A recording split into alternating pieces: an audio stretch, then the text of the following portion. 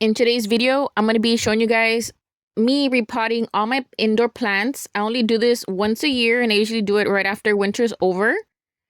So I decided to choose today to go ahead and start repotting all my plants. And before I do that, I like to check out all the roots, check out for any dead leaves or stuff like that. And I like to see how many new plants came out throughout the year. And in this specific ZZ Top plant, I ended up with 2 babies. So I went ahead and separated them. And I'm going to put the biggest root by itself because it is a pretty big root. Since this plant, I think this plant was the original one. And all the little ones that I'm going to show you were the babies that came from that one. I found this super cute pot planter at one of my local, I guess like a 99-cent store.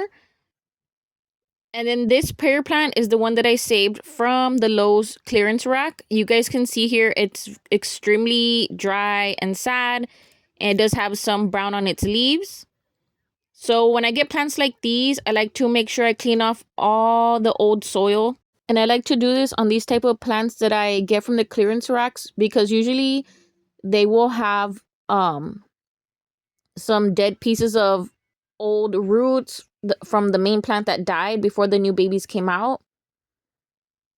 So here I'm just going to gently tap out all that stuff so I can see the roots. And as you can see here, there are 2 different babies on this main plant.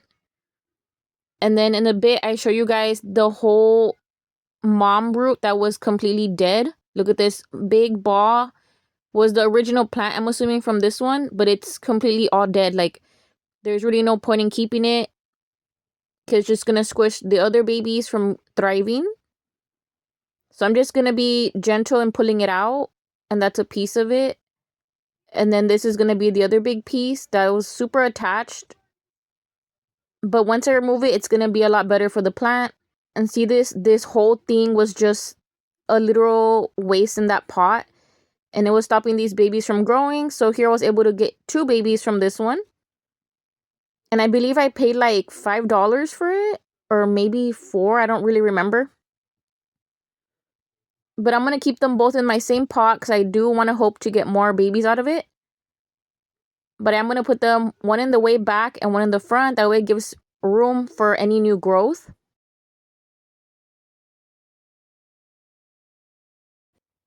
Okay, now here I'm going to start ripping off any brown that might be on the plants because we don't want all that stuff to stop this little guy from growing. And you can use scissors or whatever. I'm just using my hand and I did like a little triangle cut to take off those brown pieces. And you can see this plant really got cheered up after I cleaned out the roots. And this is how it looks. Now let's go ahead and start the other little plants that I have. And these are all of the little pots I've picked up here and there. And even if they don't have holes, I like to always drill holes at the bottom if I can. I don't know if y'all are like me, but I always like to pick up random things that I can use as pots. So now here, this is my ivy plant.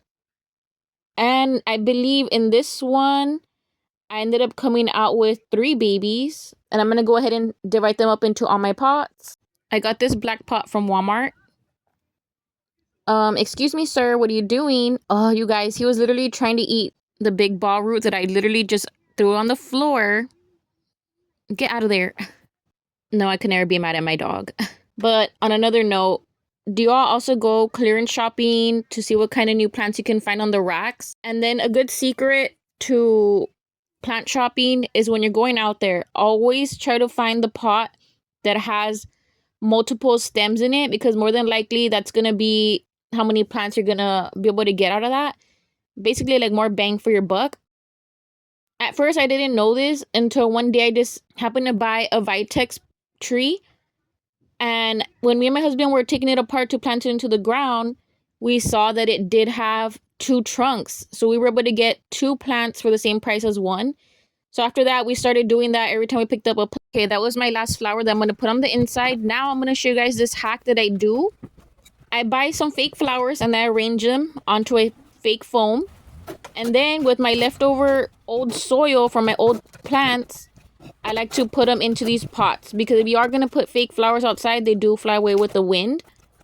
So it's best to fill it up with a rock and then dirt So instead of me throwing it in my old soil, I like to just repurpose it and use it for these pots. I do have a video. I'm going to leave it linked in the description box along with the other videos of the projects I've been doing with these fake flowers. And I know this soil that I'm about to show you does say for the outdoor plants, but I use it just for my indoor plants. And they still grow really good and I get a bunch of babies out of it. And also, if you guys have any recommendations of new house plants I should get for those pots, then go ahead and let me know. Okay, now here's my setup of all the fake flowers I've done for my front porch. And I'll leave those videos linked at the description box or at the end of the screen so you guys can see how I set up all these things. Those fake privacy vine was from Lowe's. The tarp that protects from the sun and the heat was from Harbor Freight. And then that yellow table was from the Dollar Tree. I'll link all the useful videos in the description box so you can see all my stuff I've been doing. And now here I want to work on this spot next. As you can see, I have these pots waiting to be planted. And I have that thing that's empty. And I told my husband to go ahead and leave me these wild sunflowers because I did want to take a photo. If you saw my garden walkthrough, this is now the updated version of how everything looks now that it's flowered. And this is how my other piece of my yard's looking. And we have been working on taking out all those espinas from the ground. And I also have a little video about that too, and I'll link it in the description box as well. And a lot of people don't like the wild sunflowers, but I mean, they're just a temporary flowering weed that are easy to pull up once they've stopped throwing flowers.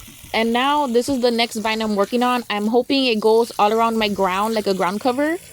I don't know the name. I put it on Google and a lot of different names come out for this type of thing, but I do like watering it. Hopes that it spreads everywhere and I can get rid of all those spinas more faster and easier. And this thing attracts so many butterflies, guys. Like, it's so pretty when those butterflies start coming around. If anyone's wondering what I look like, hi, this is me. My name's Michelle. And I hope this video you liked it enough to subscribe and click the little bell to get notified when I post a new video. And if you have any questions, go ahead and drop them down below. And thank you all for watching.